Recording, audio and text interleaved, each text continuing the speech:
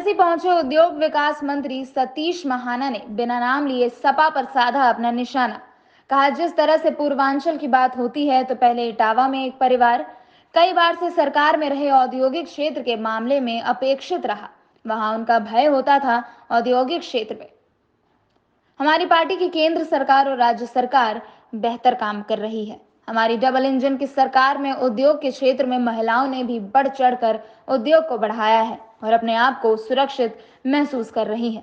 विगत 4 वर्षों में औद्योगिक के क्षेत्र में हमारी सरकार ने पूर्व की सरकारों की अपेक्षा बेहतर काम किया है।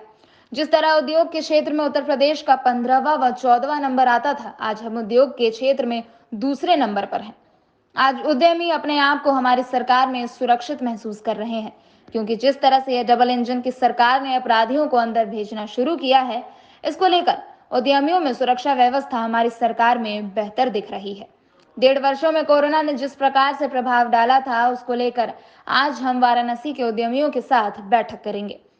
बैठक करने के बाद किस तरीके से उनके सामने समस्या आ रही है, क्या दिक्कतें आ रही हैं, उस पर भी समीक्षा बैठक करेंगे। कितनी जरूरत है अभी उद्योग? देखिए, उद्योग की तो जरूरत तो अनलिमिटेड है। उद्योग का उसमें कोई बंदिश थोड़ी लगाए थे, कोई मार्ग थोड़ी लगाया जाता कि इतनी जरूरत है, इसके बाद हमारे को नहीं चाहिए। उद्योग को बढ़ावा देना, उद्योग को बहुत बढ़ावा दिया। मैंने कहा हमने पॉलिसीज़ बनाई, पॉलिसीज़ के नाते से जैसे मैंने आपको बोला ईज़ ऑफ डूइंग बिजनेस में हम 2nd रैंकिंग के ऊपर आए। उद्योगों को समय समय के ऊपर, जैसे कोविड काल में भी कुछ सुझाव आए तो हमारे को अगर पॉलिसी से रिवाइव करने की भी आवश्यकता पड़ी तो उसको रिवाइव भी किया। उद्यमियों की सुझाव हमेशा आमंत्रित रहते हैं और जो जनहित के अंतर्गत उद्यमियों की मदद की जा सकती है उसके लिए हम हमेशा पहले भी तैयार थे और आज भी हम ओपन माइंड से उनके साथ चर्चा करते हैं और उनकी समस्याओं का बड़े बड़े नाम जो प्रदेश को हिला कर रख देते, जिनके नाम से प्रदेश में आम व्यक्ति डर जा जाता था, आज उनकी क्या दुर्दशा है। दुर्दशा कहते हुए मुझे कब पसंद आता है कि ऐसे लोगों की दुर्दशा होनी ही चाहिए थी और आज जहाँ पर उनका स्थान होना चाहिए था वो वहाँ पर पहुँचे। ये तब संभव हो सका है जब माननीय मुख्यमंत्री की दृढ़ इच्छा शक्ति और उनके अपराध और अपराधियों के खिलाफ कार्रवाई करने का महिला सौभाग्य से बनारस माननीय प्रधानमंत्री जी की कॉन्स्टिट्यूंसी है। बनारस में विगत 7 वर्षों के अंतर्गत जितना आमूल चूल परिवर्तन विकास के नाते से देखा गया। मैं इस बात को कहता हूँ कि बनारस पहले नदियों का शहर था, अब सड़कों का शहर है। इतनी चौड़ी सड़कों की कोई कल्पना नहीं कर सकता था। और बाबा भोलेनाथ की सेवा करने का सौभाग्य जो हमारे प्रधानमंत्री जी को और मुख्यमंत्री जी को मिला, उसकी वजह से हम सब एक नया स्वरूप जो उसकी कल्पना नहीं की जा सकती थी आज से 4 साल पहले, उस सुंदर भव्य दिव्य स्वरूप को देखने का हम सब लोगों को सौभाग्य मिला है, वो भी बनारस में। महिला उद्यमियों के लिए किस तरीके से? देखिए, महिला उद्यमियों के लिए हमारी बहुत सारी पॉलिसीज़ हैं। महिलाओं को हम इंसेंटिव्स ज़्यादा देते हैं। अगर इंडस्ट्री में महिलाओं का ज़्यादा उनको रोज़गार मिलता है तो हम उनको एक्स्ट्रा इंसेंटिव्स देते हैं। तो महिलाओं को उत्थान के लिए, उनको आगे बढ़ाने के लिए बहुत सारे काम हो रहे हैं। साथ में मैं इस बात को कहूँ कि सबसे महत्वपूर्ण बात है कि महिलाएं अब सुरक्षित हैं और जिस समय वो सुरक्षित होती हैं तो जिस समय घर के बाहर निकलकर अपने काम के, अपने उद्योग में, अपने बिजनेस के लिए वो आगे आती हैं। तो ये सौभाग्य है कि आज वो जो डिफ्रेंसिएशन होता था पुरुष और महिला में, उसमें कमी आई है। बहुत ज़्यादा अंतर नहीं, आप महिलाएं ज़्यादा बल्कि उद्यमिता के नाते से आगे आई हैं और बहुत मजबूती के साथ आई हैं। और जहाँ पर महिलाएं उद्योग को चलाने के लिए आ गई हैं उसने बहुत फ्लरिश किया। सर, ओम प्रकाश राजभर जी कहते हैं कि बीजेपी में ज़्यादा अपराधी। अब ओम प्रकाश राजभर के पास ये उनको कब पता चला कि बीजेपी में ज़्यादा अपराधी हैं? जब समय तालमेल कर रहे थे तब उनको ये बात जानकारी थी कि नहीं थी?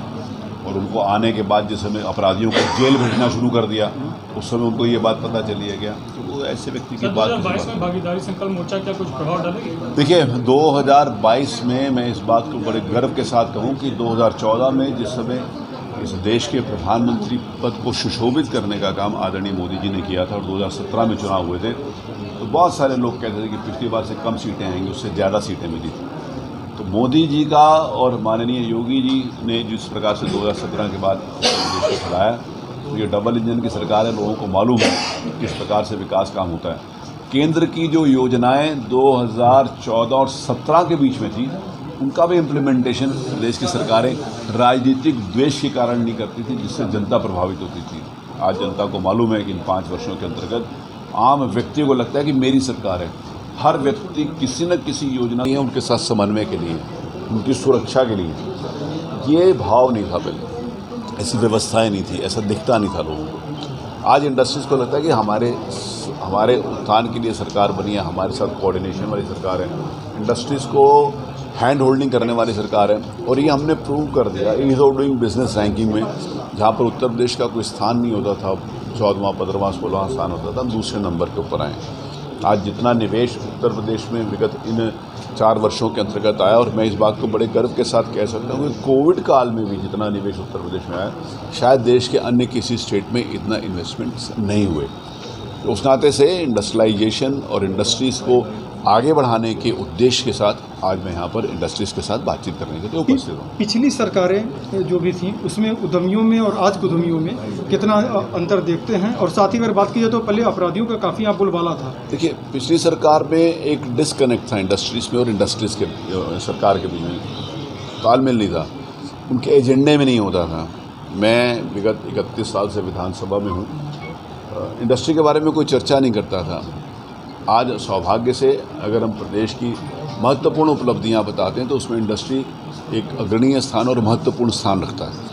आज इंडस्ट्री चर्चा में होती, पहले इंडस्ट्री चर्चा में नहीं होती थी। हमारे पत्रकार मित्र हैं, आप लोग सब लोग हो, आपकी पुरानी फाइलें भी होंगी, पुराने अखबार भी होंगे, तो कभी इंडस्ट्री के ऊपर चर्चा ही नहीं होती थी। चर्चा किस पर होती थी? पहले चर्चा होती थी अपहरण हो रहा है, लूट हो रहा है, भ्रष्टाचार हो रहा है, गुंडागर्दी हो रही है। जैसे आपने स्वयं कहा कि यहाँ पर लोग डरते थे, भय खाते थे, उस भय को समाप्त करने का काम हमारे मुख्यमंत्री आदरणीय योगी आदित्यनाथ जी ने किया, जिस समय अपराध और अपराधियों के प्रति ज़ीरो टॉलरेंस की बात करी। देखिए, बनारस एक ऐतिहासिक नगरी है। बाबा विश्वनाथ जी के पवित्र स्थान के ऊपर दर्शन करने का भाव रहता है। इस कोविड काल में लगभग 1.5 वर्ष प्रदेश में मूवमेंट्स बहुत कम थे। पूर्वांचल का इंडस्ट्री के नाते से सबसे महत्वपूर्ण शहर है। इंडस्ट्रीज़ के साथ बातचीत होना मेरा स्वभाव है और हम हमेशा बातचीत करते रहे। इन 1.5 सालों में वर्चुअली बातचीत ज़्यादा हुई।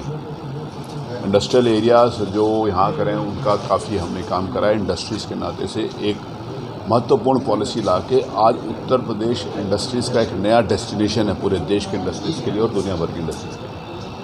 तो उस नाते से विभागीय समीक्षा हो, इंडस्ट्रीज़ से बातचीत हो, कार्यकर्ताओं से मिलना हो, इस उद्देश्य के साथ में आज यहाँ पर आया। पूर्वांचल में काफ़ी पिछड़ा पड़ रहा है इंडस्ट्री के क्षेत्र में। पूर्वांचल उपेक्षित रहा है। पूर्वांचल नहीं, पूरा प्रदेश ही मैं इस बात को कहूँ कि पूर्व की सरकारों में उपेक्षित है। इंडस्ट्रियल कनेक्ट नहीं था।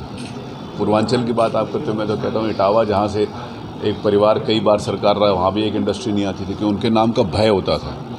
इंडस्ट्रीज़ को ये लगना चाहिए कि सरकारें उनके सहयोग के लिए, उनके साथ समन्वय के लिए, उनकी सुरक्षा के लिए।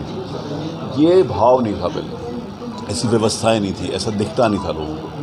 आज इंडस्ट्रीज़ को लगता है कि हमारे उत्थान के लिए सरकार बनी है, हमारे साथ कोऑर्डिनेशन वाली सरकार है, इंडस्ट्रीज़ को हैंड होल्डिंग करने वाली सरकार है। और ये हमने प्रूव कर दिया ease of doing business ranking में, जहाँ पर उत्तर प्रदेश का कोई स्थान नहीं होता था, 14वां 15वां 16वां स्थान होता था, हम दूसरे नंबर के ऊपर आए। आज जितना निवेश उत्तर प्रदेश में विगत इन 4 वर्षों के अंतर्गत आया, और मैं इस बात को बड़े गर्व के साथ कह सकता हूँ कि कोविड काल में भी जितना निवेश उत्तर प्रदेश में आया, शायद देश के अन्य किसी स्टेट में इतना इन्वेस्टमेंट्स नहीं हुए। तो उस नाते से इंडस्ट्रियलाइजेशन और इंडस्ट्रीज़ को आगे बढ़ाने के उद्देश्य के साथ आज मैं यहाँ पर इंडस्ट्रीज़ के साथ बातचीत करने के लिए उपस्थित हूँ। पिछली सरकारें जो भी थी उसमें उद्यमियों में और आज के उद्यमियों में कितना अंतर देखते हैं, और साथ ही अगर बात की जाए तो पहले अपराधियों का काफ़ी यहाँ बोलबाला था। देखिए, पिछली सरकार में एक डिसकनेक्ट था इंडस्ट्रीज़ में और इंडस्ट्रीज़ के सरकार के बीच में तालमेल नहीं था, उनके एजेंडे में नहीं होता था। मैं विगत 31 साल से विधानसभा में हूँ, इंडस्ट्री के बारे में कोई चर्चा नहीं करता था। आज सौभाग्य से अगर हम प्रदेश की महत्वपूर्ण उपलब्धियां बताते हैं तो उसमें इंडस्ट्री एक अग्रणीय स्थान और महत्वपूर्ण स्थान रखता है। आज इंडस्ट्री चर्चा में होती, पहले इंडस्ट्री चर्चा में नहीं होती थी। हमारे पत्रकार मित्र हैं, आप लोग सब लोग हो, आपकी पुरानी फाइलें भी होंगी, पुराने अखबार भी होंगे, तो कभी इंडस्ट्री के ऊपर चर्चा ही नहीं होती थी। चर्चा किस पर होती थी? पहले चर्चा होती थी अपहरण हो रहा है, लूट हो रहा है, भ्रष्टाचार हो रहा है, गुंडागर्दी हो रही है। जैसे आपने स्वयं कहा कि यहाँ पर लोग डरते थे, भय खाते थे, उस भय को समाप्त करने का काम हमारे मुख्यमंत्री आदरणीय योगी आदित्यनाथ जी ने किया, जिस समय अपराध और अपराधियों के प्रति ज़ीरो टॉलरेंस की बात करी। अगर आप इस चैनल पर नए हैं तो हमारे चैनल को लाइक, शेयर एंड सब्सक्राइब जरूर करें ताकि आने वाली देश विदेश की खबरें आपको मिलती रहे। स्वदेश वाणी।